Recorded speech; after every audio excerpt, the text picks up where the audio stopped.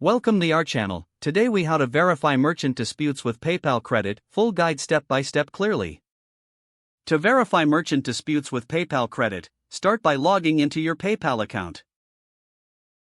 Navigate to the Resolution Center. Here, you will find all relevant transactions and disputes. Locate the specific dispute you want to verify.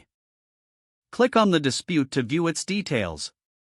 Review the information provided, including the transaction date and amount. Check for any messages from the merchant regarding the dispute. Take note of the reason for the dispute as outlined by the merchant. Gather any necessary documentation that supports your case.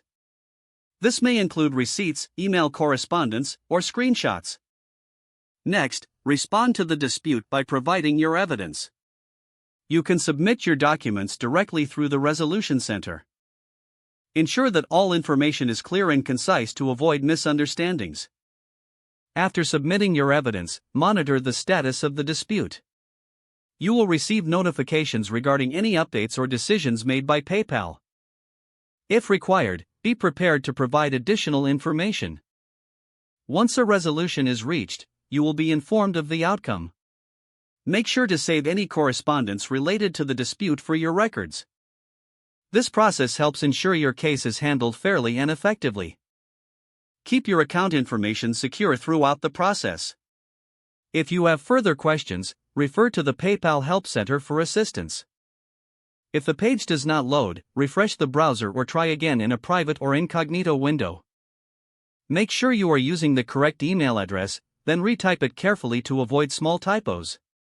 If your password is not accepted, use the reset option and create a new strong password you can remember.